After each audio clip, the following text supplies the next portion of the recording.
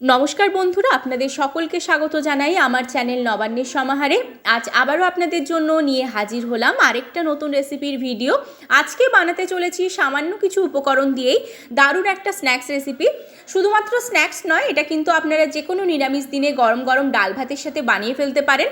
সামান্য কিছু ঘরোয়া উপকরণ দিয়ে এরকম একটা দারুণ রেসিপি তৈরি হয়ে যায়, বানানো খুবই সহজ আর খেতেও হয় কিন্তু খুবই সুস্বাদু। তাহলে চলুন দেখে নেওয়া যাক কীভাবে এই রেসিপিটা বানাচ্ছি। আর রেসিপির মূল পর্বে যাওয়ার আগে আমার সকল দর্শক বন্ধুদের অনুরোধ জানাবো, ভিডিওটা স্কিপ না করে শেষ পর্যন্ত দেখবেন। তাহলে চলুন ভিডিওটা শুরু করা যাক। রেসিপিটা বানানোর জন্য এখানে একটা বড় সাইজের আলুকে আমি গ্রেট করে নিয়েছি, আর নিয়েছি কয়েক কোয়া ফুলকপি, যেটাকে গ্রেট করে নিয়েছি এইদিকে। এবার এদিকে নিয়ে নিয়েছি দেখুন আমি একটা বড় পাত্র, তার মধ্যে এই গ্রেট করা আলু আর গ্রেট করা ফুলকপিটাকে আমি নিয়ে নিচ্ছি। এবার এর মধ্যে আমি কিছু মশলা অ্যাড করছি। প্রথমেই দিয়ে দিচ্ছি নুনটা স্বাদ অনুযায়ী ব্যবহার করছি।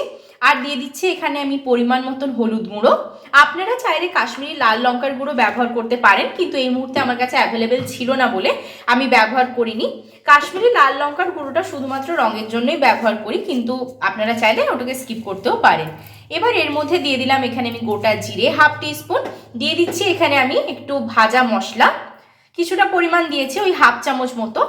এবার এখানে আমি দিয়ে দিচ্ছি ধনেপাতা কুচি দিয়ে দেওয়ার পর এখানে আমি দিচ্ছি কিছুটা পরিমাণ কাঁচা লঙ্কা কুচি। যদি বাচ্চাদের জন্য বানান তাহলে কিন্তু এই কাঁচা লঙ্কাটা আপনারা স্কিপ করতে পারেন।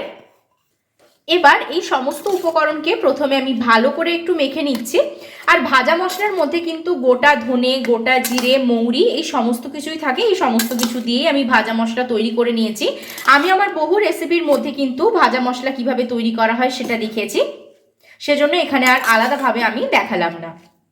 এবার এর মধ্যে আমি দিয়ে দিচ্ছি ছোট বাটির হাফ বাটি সুজি, আর দিয়ে দেবো এখানে আমি হাফ বাটি চালের গুঁড়ো। যে বাটি মেপে আমি সুজিটা ব্যবহার করেছি সেই বাটি মেপেই কিন্তু এখানে চালের গুঁড়োটা আমি দিচ্ছি। তবে আপনারা চাইলে কিন্তু বেসনও ব্যবহার করতে পারেন, কিন্তু এখানে আমি চালের গুঁড়ো দিয়েছি। এবার এর মধ্যে আমি অল্প অল্প জল দিয়ে এখানে একটা ব্যাটার তৈরি করে নিচ্ছি। প্রথমেই একসাথে সমস্ত জল দিচ্ছি না, যতটা লাগবে সেই মতো কিন্তু ব্যবহার করছি। অল্প জল দিয়ে প্রথমে এই উপকরণগুলো মেখে নিচ্ছি, দিয়ে আবারও যদি জল লাগে এখানে আমি ব্যবহার করছি। দেখুন আবারও একটু জল লাগবে, সেজন্য এখানে ব্যবহার করলাম। দিয়ে ভালো করে কিন্তু ব্যাটারটা তৈরি করে নিচ্ছি। ব্যাটারটা তৈরি করে নেওয়ার পর আমি আপনাদের কাছে আবার ফিরে আসছি।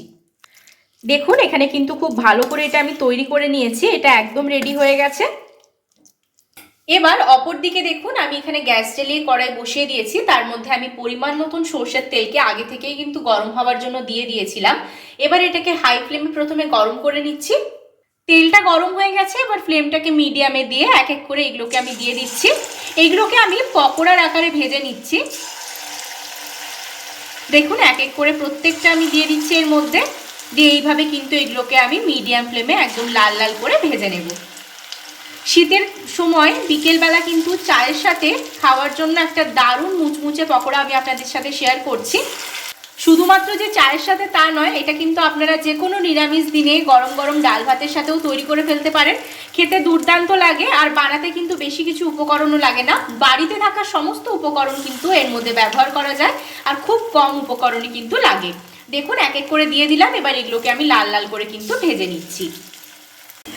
ফিরে এসছি কিছুক্ষণ পর, কত সুন্দরভাবে দেখুন লাল লাল করে ভাজা হয়ে গেছে। এগুলোকে একটু সময় নিয়ে মিডিয়াম ফ্লেমে এইভাবে আস্তে আস্তে ভাজলেই কিন্তু এরকমভাবে একদম মুচমুচে হয়ে যায়। খুব সুন্দরভাবে হয়ে গেছে ভাজা। এবার এগুলোকে আমি তেল ঝরিয়ে নিয়ে একটা পাত্রের মধ্যে কিন্তু তুলে নিচ্ছি। যেহেতু তেল রয়েছে সেজন্য একটু এইভাবে রাখলেই কিন্তু তেলটা ঝরে যাবে। দেখুন এবার এগুলোকে আমি তুলে নিচ্ছি একটা পাত্রের মধ্যে। প্রত্যেকটা তুলে নিয়েছি। এবার আবারও নিয়ে ওখান থেকে অল্প অল্প করে এভাবে গরম তেলের মধ্যে দিয়ে দিচ্ছি। ঠিক এই একই রকমভাবে প্রত্যেকটা পকোড়া ভেজে নিয়ে আমি আপনাদের সামনে একদম সার্ভ করে নিয়ে আবার ফিরে আসছি।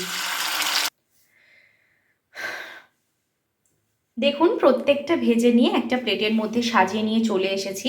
দেখতে কতটা সুন্দর লাগছে, খুব সুন্দর হয়েছে মুচমুচে। গরম গরম ডাল ভাতের সাথে তো ভালো লাগবেই, সেই সাথে কিন্তু চায়ের সাথে স্ন্যাক্সেও এটা আপনারা বানিয়ে ফেলতে পারেন। আমি আপনাদের একটা ভেঙে দেখাবো যে কতটা সুন্দর হয়েছে, মুচমুচে হয়েছে। দেখুন কত সুন্দর হয়েছে। এই রেসিপিটা যদি আপনাদের ভালো লেগে থাকে তাহলে অবশ্যই আমাকে লাইক, শেয়ার, কমেন্ট আর সাবস্ক্রাইব করতে ভুলবেন না। সাবস্ক্রাইব করার পর পাশে থাকা বেল বাটনের অল অবশ্যই প্রেস করে দেবেন, যাতে আমার চ্যানেলে যে কোনো নতুন রেসিপি আসলে তার নোটিফিকেশন আপনারা সবার আগে পেয়ে যান। ফেসবুক পেজ থেকে এই রেসিপিটা দেখে থাকলে পেজটা ফলো করতে ভুলবেন না।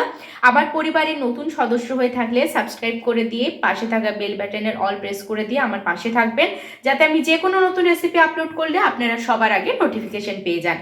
ভালো থাকবেন, সুস্থ থাকবেন, আবার দেখা হবে আরো নতুন নতুন রেসিপির সাথে।